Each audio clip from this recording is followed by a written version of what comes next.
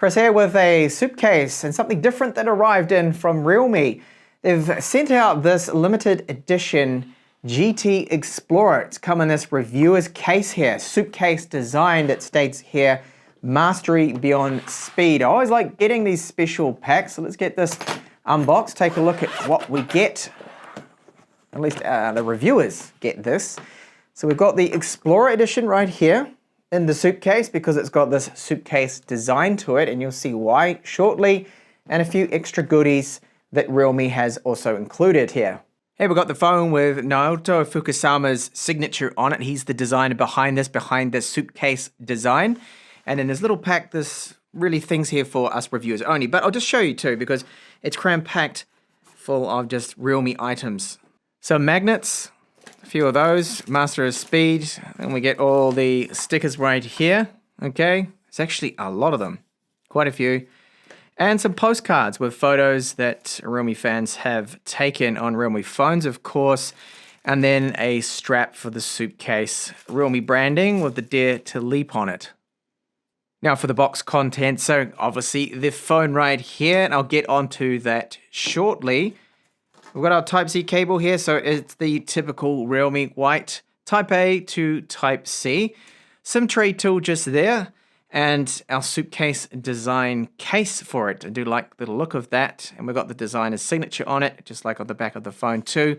And then the Super Dart charger, so this one is 65 watts, and the charge time, I've cheated, I've actually already tested it, is just over 40 minutes, about 43 minutes with this one right here, so it is very quick.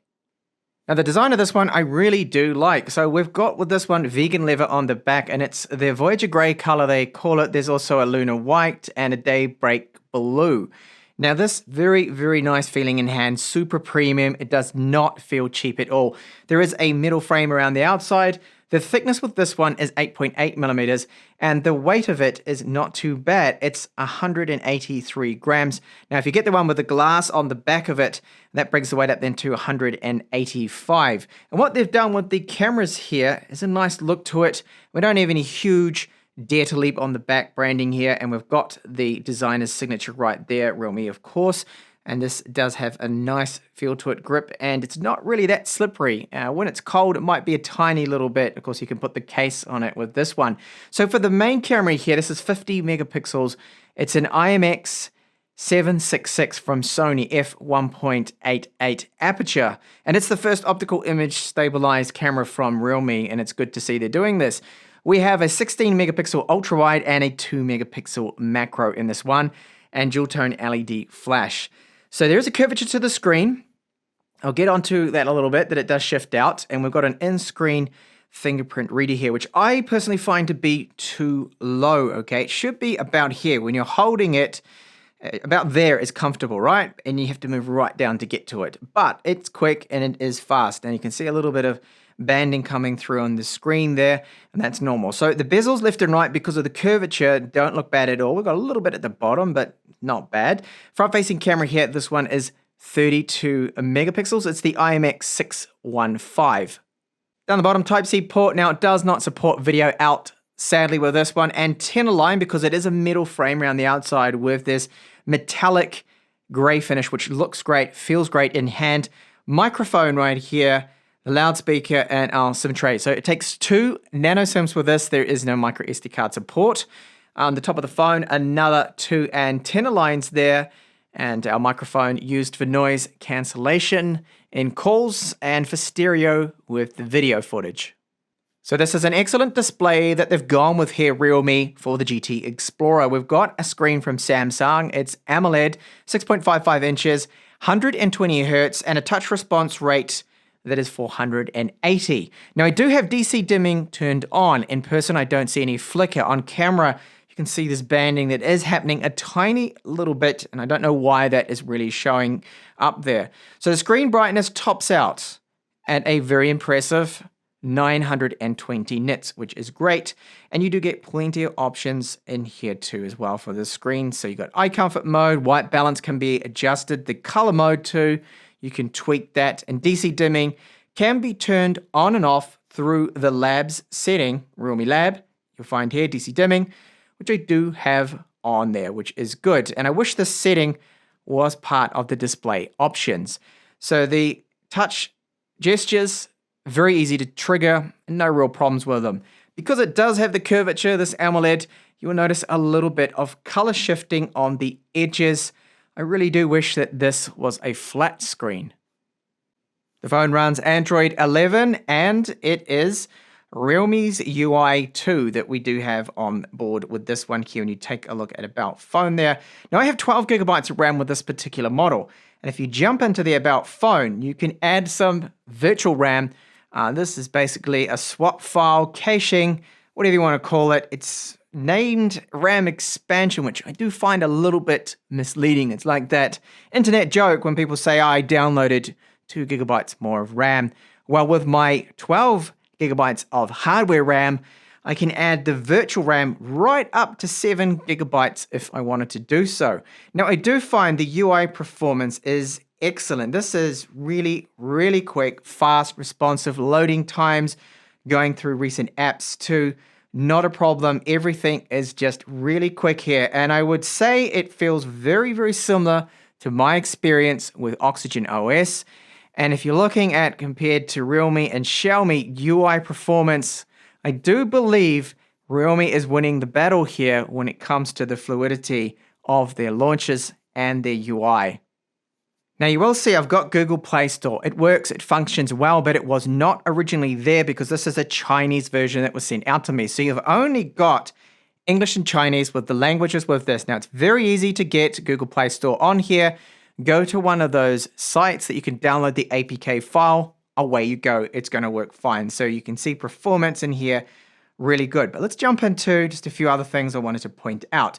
Again, because it is the import version, there is a lot of bloatware on this that's not relevant to us at all. And I don't even think half of it's going to work, even if you do understand Chinese. So you can see all the Chinese apps. So I did have to spend about 5 minutes uninstalling a little bit of that junk that's on board here with this one.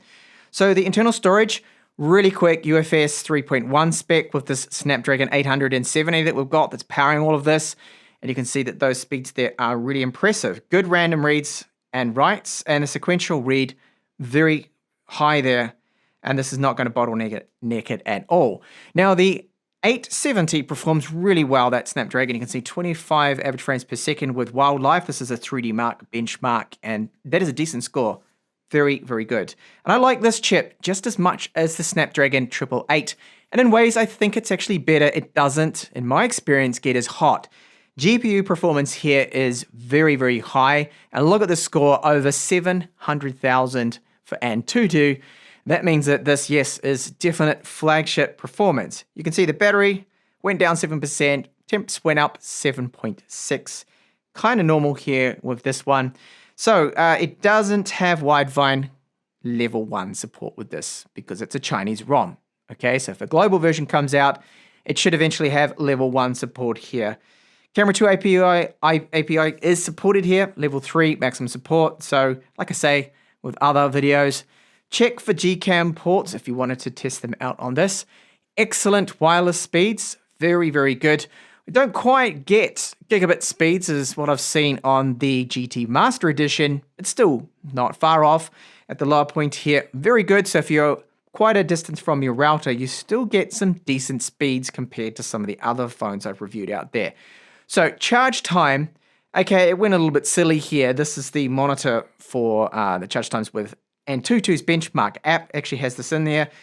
44, why is that written there? Well, that's the time. It was actually 44 minutes. Other times it was 42 minutes. Should be around 40 minutes to fully charge this one with a 4,500 mAh battery. Battery life at 120 Hertz, 10.5 hours is okay. It's not the best I have seen. Realistically, you're looking at on-screen times of around 6 to 7 hours. 7 hours is the best you'll be able to squeeze out with a low brightness. Now, if you stick it onto 60 Hertz, you'll be able to get then maybe about 7 to 8 hours of on-screen time with this. So it depends if you're a really heavy user, whether or not, and you can balance that a little bit. So that is the battery life, which again, for 120 Hertz, it's okay, but it's not amazing. Audio quality out of this one. So we don't have a 3.5mm headphone jack. That's sad. I still miss it. I know I still cry about it. So you're going to have to use one of these, which is a Type-C to 3.5mm adapter. one is not included in the box with this. So downward firing speaker right here, the earpiece acts as a secondary loudspeaker, and it's mostly just mids and trebles, that one, a little bit more bass coming out of this. So what I'll do now is I'll go into YouTube, play a track at 100% volume so you can just hear what it sounds like.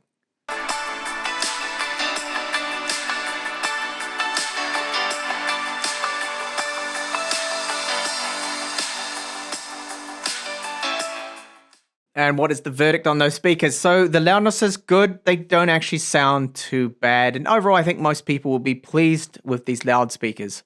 Gaming performance is excellent, as you'd expect from a Snapdragon 870 with 12 gigabytes of RAM. It's great. So this is Genshin Impact. I have it set on the absolute top setting, 60 frames per second. And when I swipe here from the top left, you'll see here, it gives me a bit of info on the GPU, the load, and normally it's around 60 frames per second the whole time with a few frame dips. So it's able to handle this super demanding game without really too much of an issue. Now, when you get into some new areas, you sometimes see a tiny little bit of lag, but this is probably one of the best phones that I've seen when it comes to performance with this game. It's just so smooth. Really, really good in all the areas I've been. And just show you those settings just to confirm that I'm not trying to fake this or anything like that. And under graphics, you'll see, why does it say custom? That's because I changed it from the highest to 60 right there. Now it is getting warm, just how warm. So what I'll do now is I'm going to game for 1 hour like I've tested out on other phones with this demanding game and report back on those thermals. So it does feel really quite warm in my hands, and I can see that it's getting up to about 45 degrees here on the screen. Just around the middle frame also does feel quite hot to me to the touch. Now that is warm. What about the back of it? Clearly we can see where the cooling is right here in the chipset, and that's about 44 degrees. And honestly, with the vegan leather here, I thought that it would be quite a bit warmer, but most of the heat is being dissipated through the front of it, as you can see there. Now, 45 degrees, this is actually a very good temperature. I'm so used to the Snapdragon 888 phones getting up to 50 degrees Celsius that this is not actually too bad after gaming a super demanding game like this. And moving over to our cameras now, so we do have 1080p with the max resolution we can shoot, and it doesn't look to have any electronic image stabilization. You can see it is shaking around quite a bit here, which is disappointing. Now for 1080p quality, it does look sharp, it's detailed, and it is good with that good audio bitrate of 320 kilobits per second, but it is the shaking around with the lack of electronic image stabilization here, which I'm not too really happy with, because this is a flagship after all. Hopefully in a firmware update, Realme will be adding that electronic image stabilization with this front-facing camera. But let's take a look at the rear video footage now with the main camera and the ultra wide. So with our main camera, we can shoot 4K 30, 4K 60.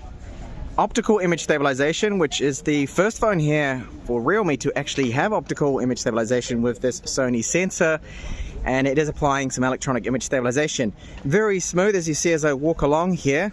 It's not moving around that much. I do like what I'm seeing with this 4K footage, and as I pan around, with the exposure changes, there shouldn't really be any jitter coming through. Sometimes it does do it a little bit. And the focus is another thing that I found has been very good.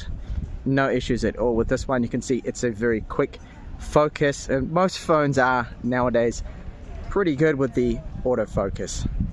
Ultra wide video now. So with this one, we only get 1080p with that 16 megapixel camera. Very good electronic image stabilization. As you can see as I walk along, it does look nice and smooth and fluid, the footage.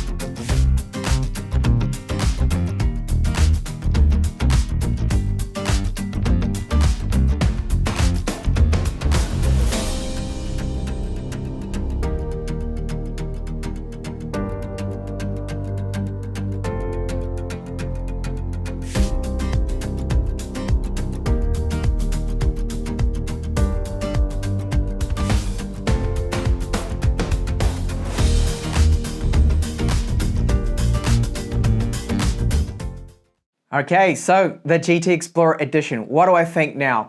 Recap, I think they aced the design. They really have. I like the suitcase design they've gone with. It looks to me very good. We've got none of that big slogan on the back, the Dare to Leap, that thankfully has disappeared. And even the camera layout, it just looks premium. The metal frame around the outside, very, very good. Without a doubt, this is the best build quality that they've come up with yet, Realme, and the design. Even though, okay, the curvature to the glass, I'm not a huge fan of curved AMOLED screens. I think they should be flat, but it's not too bad. We get a little bit of color shifting on the corners, as I mentioned before. Now, me nitpicking here, fingerprint reader location, it's way too low. Personally, I think it's too low. It should be a little bit higher. It would be so much more comfortable. Face unlocking, I didn't show it because I've got my camera tripod and things in the way, but it is very, very quick and I've had no problems with it. Because this is on a Chinese ROM, it's a Chinese version, I don't have 5G for some reason. It's just not picking up the frequencies for me here, which I can normally get onto. So that's one thing to bear in mind. I do have LTE band 20 though, however, which is good. The other thing is Google Play Store, the APK file does need to be installed. That's all you need to do, and then you've got Google Play support. However, it's not part of the ROM out of the box there, and you do get quite a bit of Chinese bloatware, which is a bit of a con there. Easy to install, the Google framework is there, and that's great, and then away you go, just like a normal phone would be. Now, performance, they have absolutely aced it. Pretty much the same with this one, which is the GT Master Edition. But with the GT Explorer, super quick performance. The Snapdragon 870 is one of my favorite chips, and in many ways I actually like it better than Snapdragon 888. I think it doesn't get as hot, it's got slightly better thermals, so in the long run, when gaming, it really does perform the same. Very, very similar performance there to the Snapdragon 888, so I wouldn't really worry about that too much, not missing out on what is the latest from Qualcomm. Optimization of the ROM is very, very good too. Everything's just so quick and fast and smooth. 120 frames per second, 120 hertz, and then the fast touch response too with this. Charge time, excellent. Cameras, the main camera so far I think takes a very good still. The ultra wide is much better than the typical ultra wides we see with Realme. With the Realme Master Edition, it's only 8 megapixels. This is 16, and I'm seeing a huge step up in the quality. However, I will say that I think they still need to do a bit of optimization with the cameras and even with the video quality a little bit. So that's one area I think definite room for improvement. Overall, it's a very nice phone, but just bear in mind that if you're going to get one of these, you're going to import one. That, as I mentioned, that those things there with the Chinese ROM and things, you have to get around. So if you wanted, say, French or Spanish, unfortunately, at the time of this video, with this model here, at least the Chinese one, it's just English and Chinese, that is it. So now you know the full story of the GT Explorer Edition. Do check out my review of the much cheaper, and it's a global version of the GT Master Edition here, which for the price is excellent. Very good performance from the Snapdragon 778G with this one.